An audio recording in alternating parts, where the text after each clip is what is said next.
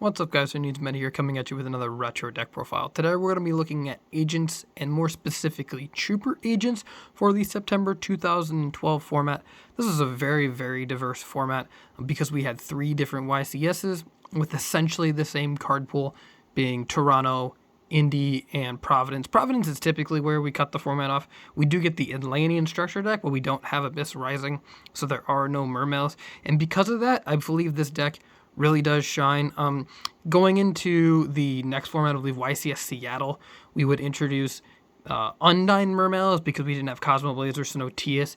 But this deck really does rely heavily on Kristya, and that deck essentially has, you can search Undyne with Pike, and you can normal summon the Undyne, and then send an infantry, pop the Kristya, and then that you're allowed to kind of play from there. So the Chaos version of the deck would be a little bit more popular after that. But before that, the Trooper Agent build is really popular, made popular by Alistair Albans. Simon He was the one who played the Chaos build, and we did his list already. This is my own list, but it is almost card for card Alistair Albans' list. But a few changes here and there. The engine is so big, and there's not really a ton of spells that the decks play regardless. There isn't really like a ton of wiggle room to kind of change everything. It's a pretty standardized list if you're going to play the Trooper build. It's kind of like looking at like a Dino Rabbit list where there isn't a lot of choices, maybe a card here or there, but the lists are essentially going to be kind of the same. So let's get right into the list and right into the monsters. Of course, we have our main boss monster with our 3 copies of Master Hyperion. We obviously don't play the field spell, so unfortunately we don't have a way to search this card like with Earth, but that's the only real crux of the deck, is not being able to search this and drawing Shine Balls. Those are the 2 weaknesses of the deck, but even if they have like a light mirror up, you can still have big monsters. You can still kind of make Gachi, I guess, if the game is slow enough to where this is even bigger. So you can still summon this card under Light Mirror, and you're still nice and big. And this is the main one. We could banish a light and pop some stuff. And then a lot of people forget that you can, you don't have to banish from graveyard to summon it. You could banish from hand or field. So you can even like summon Earth, search a Venus, even if you've already used those Shine Balls. So the Venus is essentially dead, and then banish the Venus, and that'll give you like an extra like way to thin your deck. It gives you another monster on the field, things like that. So. And also important to note that because we're not playing the Chaos build, we're playing Zero Dark Monsters, so we're not trying to utilize things like Tour Guide and Leviair and things like that, although we can make Leviair because we are playing a bunch of level 3s, and you'll see when we come with the spell in the Trap Lamp especially. So we have the 3 Venus to summon our Shine Balls, make our Gachi, but we do have access to other rank 2s that we will get into later on. It's not like the Tengu Plant version of this deck where we just have Gachi as our only rank 2 and there's nothing else. We do have other options. So Venus is a little bit more versatile in that regard. We also have the 2 Earth, search them out. We're not playing Jupiter anymore. We don't really need Jupiter anymore. We have other cards that we can play, and so we don't really necessarily need that. We're also not playing Birdman anymore because we don't really need access to Birdman. We have other things that we can play, and we have other options now that the ban list has afforded us, and then new extra deck monsters that have also afforded us. So we have the obligatory 3 copies of Shine Ball. This is our Brick, our Garnet. This is the thing we don't want to draw. We can summon them out of our hand with Venus. It is unfortunately just a bad draw. There's typically, you never really want to draw this card. I think I've had one instance where I was like happy I actually drew a Shine Ball. It's really weird. There was one, we played in the locals recently. I went undefeated with this list in Swiss, and then I lost in top 4 to Macro Rabbit. Macro is really good, but game 3 I opened double Shine Ball, and the only reason the game actually lasted any amount of time was I normal summoned Shine Ball, had attacked into, dropped Honest, and then summoned the second Shine Ball and just tried to stall on Gachi as long as I could. But unfortunately, not being able to do anything with those Shine Balls really hurts. But the fact that you have access to the rank 2s, they're fairies, so if you draw them, we have kind of ways to get them out of our hand. Another important fairy, and the biggest card in the deck outside of the Hyperion, are the 2 copies of Archlord Kristyas. The Chaos list only plays 1 because it doesn't really have a way to abuse this card. It's kind of like you're just trying to sack people with it as like a kind of a sacky one of. But here we're kind of basing our deck around it, where it is its own win condition, and it is a more achievable win condition, and we built our deck around trying to abuse Kristya as opposed to Just trying to like maybe drop it with 4 fairies if we draw it. So we have more ways to really use Kristya. Some more support monsters. Again, we have 3 copies of Thunder King. This is probably just one of the best standalone normal summons. It works well with Honest and things like that. So we have that. Potted Duality, Chain Call is a thing. So that's the thing here. So these are kind of our respond to things with Call the Haunted, with Kristya and Thunder King. If they try and, activate their own Monster Reborn, or they go normal summon Magician, Reveal Shark, Flip Call. And so we have a bunch of different ways to stun our opponents that way. To fill our graveyard, we have 2 copies of Card Trooper. This clashes really well into opposing Thunder Kings, because we want to be able to, summon our Earth and search, or drop our Kristya. So that's a really good way to do that. We can fill our graveyard with agents to summon Hyperion. If we draw on we were clogging our Hyperions, we can summon a Card Trooper, maybe mill a Venus or an Earth, and then be able to actually summon those Hyperions from our hand. It's a really cool engine to base the deck around. Card Trooper, it's a lot of fun. 1900, draws cards. Again, this is just a really fun card to use. And then we have some like hand disruption here with hand monsters. We have 1 copy of Honest. Again, make sure we win every single battle. It is also a fairy, so it adds to our fairy count. As long with our 3 copies of Herald of Orange Light. This is kind of another card we want to base our deck around. So with the Chaos build, we wouldn't necessarily be maxing out on this card. Maybe 2. I played 1. But 3 Herald of Orange Light. We can use this to discard Kristya or discard Hyperion. Hyperion doesn't have that clause of can only be specialed in other ways. So if we can use Herald, we can flip call on a Hyperion or reborn a Hyperion, and we can summon it no matter how we want. It doesn't have to be summoned by banishing first. It's not like a Chaos Sorcerer or BLS stipulation. So the ability to just discard those dead cards, and again, discard our dead Shine Balls as well. So that's another thing that we can do with this deck, another combo that works really well. And then the 4th card is Maxx. You'll see a lot of decks that don't play a ton of trap cards or a ton of defensive cards, or don't have like a ton of spells that they need in their engine. They'll play like 4 hand traps. So they'll play 2 Maxx, 2 Valor, or 3-1 or whatever. Essentially, I just wanted a 4th hand trap because I didn't want just the 3 Heralds, or and you can kind of draw out of your deck, and you can draw into Herald, you can draw into Honest. So that's kind of why I like having just 1 of Maxx. I do side the 2nd, but I just liked having 4 hand traps, so I wanted an extra hand trap. So we went with Maxx over Valor because we don't need Valor, because we have Herald. Herald is just a better Valor. We can hit Dark Worlds with it, and we can hit Sangan with it. So just another way to show that that's just a better version. We'll move on to the spell lineup here. Again, it's very small. First, we're just going to start with the Trinity. Darkhold, Monster Reborn, and Heavy Storm. These are going to be in just about everything. There might be some decks that are very trap heavy and don't play Heavy Storm. Even most macro rabbit lists play Monster Reborn because you're not going to open macro every game. Darkhold is pretty standard. Everything here is pretty staple. There's nothing super crazy with the spell lineup. Most lists would actually be playing 3 copies of MST. I've conceded that I don't want 3 MSTs in the main for the decks that don't really play trap cards. The big ones being Heretics and Chaos Dragons. Chaos Dragons you're more likely to see than Heretics, but Heretics definitely are a deck that you can run into that are a good deck. They're a lot of fun to play this format. So I've opted to go with 1 copy of Forbidden Lance because we can use it in those matchups to be bigger than certain things. You can protect, especially when we don't have priority. People will try and, let's say if they have a warning or a bottomless on Hyperion, they'll try and I'll save the warning for an Earth, or I'll save the warning for when they go Venus effect or something like that. And I'll use the bottomless now. You can kind of prevent people from doing that, because before they would have just shotgunned the warning because you had priority. But because priority is not a thing, you can kind of do this with Lance. I like 1 Lance. I also play it in Gadgets to protect Fortress for the same reason. I have a 2 and 1 lineup that way in that deck as well. It's just another way to protect your big boss monster.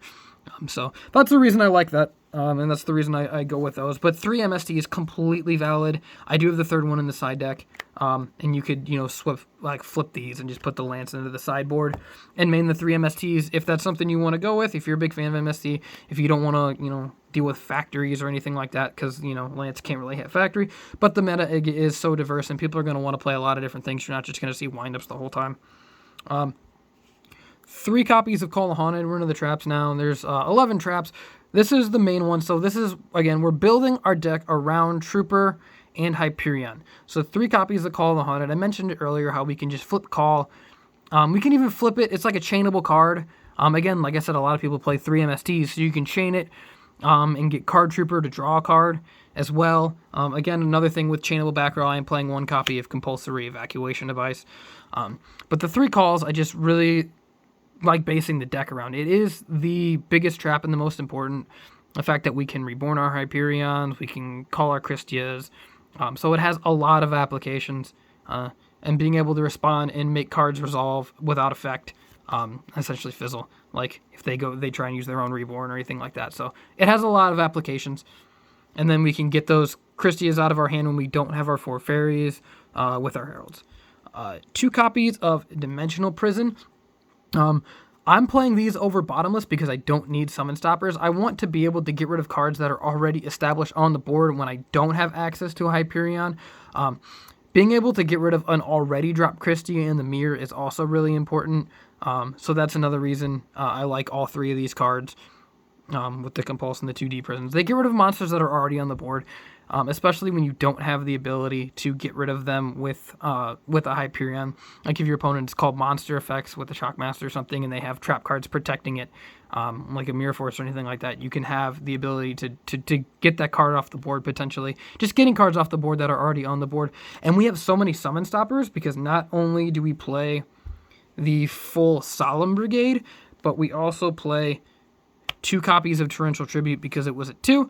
So we have the ability to respond to summons as well as get cards off the board with our trap lineup. So we have a nice balance because if we were playing Bottomlesses, Warning, Judgment, and Torrentials, as soon as if we're going second, we're already fighting an uphill battle because we have a very limited trap lineup to remove monsters that have already hit the board, especially opposing like Thunder Kings and Kristya in the Mirror and things like that. So we'll move on to the extra deck here. It's pretty staple. There's everything just about as generic, just about. 1 copy of Armory Arm. We can make this super easily because we have 4s. So it's very easy to make with our 2s and our Shine Ball and our Earth. 1 copy of Catastor for staple 5. 1 copy of Android because we cite Gozen Match. So we want a 5 to be able to make under Gozen Match. It works with Honest, things like that. So that's the main reason. Gozen Match is really good in a lot of matchups. So being able to continue to make things under that is really good. And being able to make something that is big in the Dino Rabbit matchup and being able to have a Beat Stick while you have Gozen makes their summoning of vanillas a little bit more obsolete. We're not playing any 6s. Just for 7s, we have 1 Black Rose. And then, again, because it goes in match, 1 Ancient Sacred Wyvern, we're paying a lot of life points in this deck. We have the Solemns as well as the Venuses. And then Earth is typically going to get run over turn 1. We're going to lose life. So this card isn't necessarily for its effect. Although you can absolutely still games with it where you can make this and Hyperion pop their card, attack with the Hyperion, and then this is big. And then if they have like a Gorge or something like that, you're going to be bigger than that. So that invalidates their Gores. Although Gores wasn't as common, it depends on the matchup. Obviously, Wind-Ups can't play it because they factory. We can't play it because we have all of those Call the Haunteds that are going to be sticking around. So the Chaos Dragons and things like that and Heretics will be playing it. For 8s, we have the 1 copy of Stardust Dragon, fairly staple, and 1 copy of Scrap Dragon for only 8s. 8s are kind of difficult to make, so we're not going to load out too hard on them. 9s are actually really easy to make, so we are going to play 1 Mist Wurm. Normally we'd be playing something like Ally just as Decisive Armor, but because we have more rank 2s in the extra deck, we just kind of we couldn't retrofit it. We're trying to play more things. So we have more rank 2s, more rank 3s, so we had to make some cuts in the Synchro lineup coming from September 11. This deck is completely unplayable in March 2012 because you only have 1 Earth, so this is kind of its comeback, I guess. For the rank 2s, we have 1 Gachi. We used to play 2, now we only play 1 because we have Daigusto Phoenix and 96 Dark Mist. So these are kind of OTK cards ish. Dark Mist, make sure we clear everything, and Phoenix is essentially 3,000. Obviously, there's no wins in the main, but I mean, if you have made Stardust Dragon and Daigusto Phoenix, I guess you can do that. That's almost maybe 1 in 1,000 games that's going to come up. But yeah, these cards are both really versatile, and they give you more options out of the extra deck, and you have something to do with the third Shine Ball now. For rank 3s, we have the staple Zenmaines. This card is really difficult to deal with. One thing to point out in the Hero Beat matchup, they are going to side in Super Poly, so that is going to come in against you. And because they have, I remember in my version of this deck, I play against, or I run 2 Nova Master just to deal with Zenmaines, because that deck just can't out it very easily. But because all of your guys are light, they're going to side that card in because of Shining, so it's super easy to just, be able to get out of that outside of when you have Kristya. So this card isn't as safe in that matchup as you may think, because they're going to side deck the Super Poly game 2 and 3, and all you guys are lights because of Shining, so this isn't as guaranteed there. But it's a really good card. You can use it defensively or offensively. There is stuff like Temtempo and things like that to deal with it, which we also do play. 1 copy of Leviair. If I was playing Tour Guide, I'd probably be playing 2 because you can make it in more different ways. But we're mostly just going to be making it with like Phoenixes and Calls and things like that. But Leviair is really good as an extender to just be able to get more monsters on board. 1 Leviathan Dragon, because it is a beat stick and a free detach to get that, like if we go Venus, call the Haunted, if we want 3 in there, we can go Venus, call the Haunted, and then detach. We don't have to, there doesn't have to be a thing we're responding to. Like Leviair, we'd have to have a banished monster. Zenmaines, we'd have to ram it first. Temtempo, they have to have a monster. This, if I can go flip call, get a card trooper, and then detach that Venus, and now I have 4, boom, Kristya. And then the last is the aforementioned Temtempo to deal with opposing Zenmaines and other exceeds of that nature.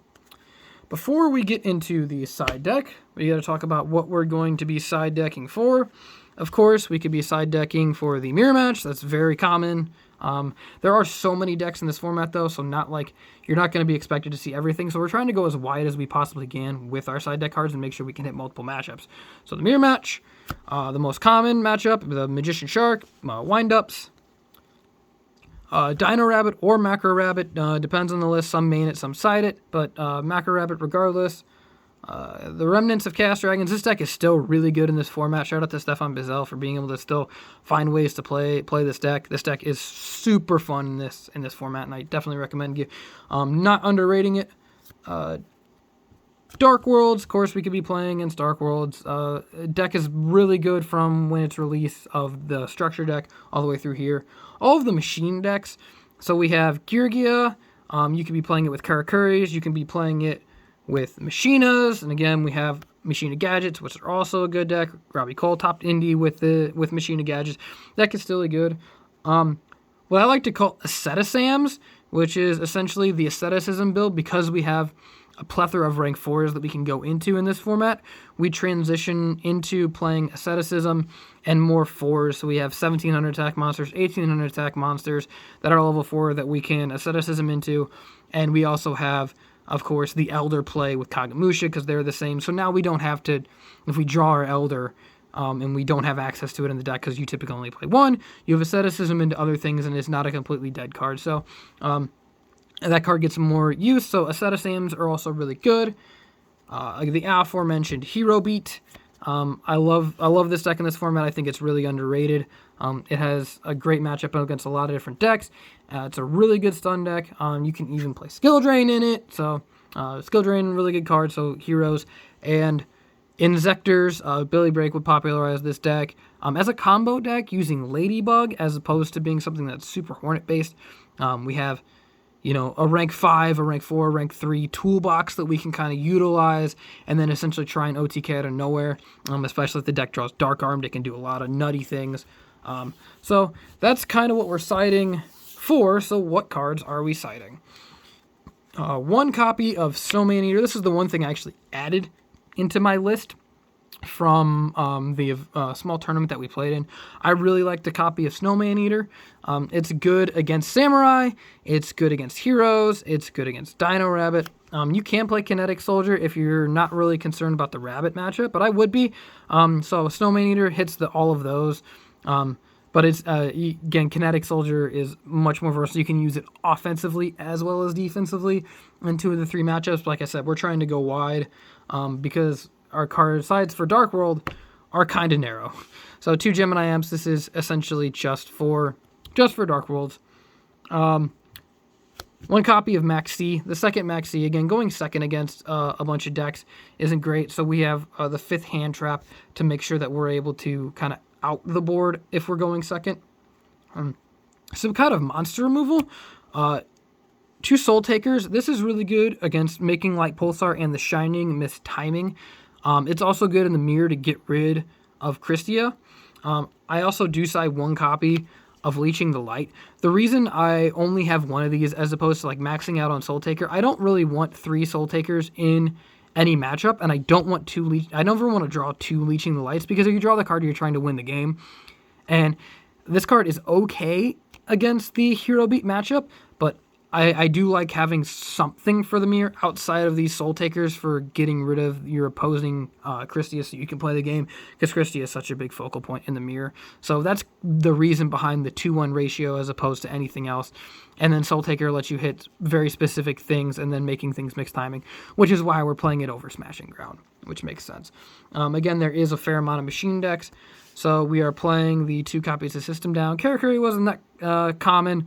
There you can play like a Turbo Karakuri build, but System Down is mostly for dealing with Fortress-based decks, as well as dealing with Gigant and things like that. So if your opponent is trying to set up for something, you can kind of ruin their day with a well-placed System Down.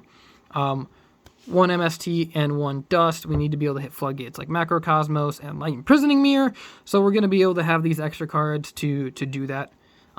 Although, if you can get going before they have that, and then Hyperion be live, you can use them to pop the Macrocosmos. So, these cards aren't super important, but to like make sure like I can't play the game if I don't draw it. But they are good to hit those particular cards.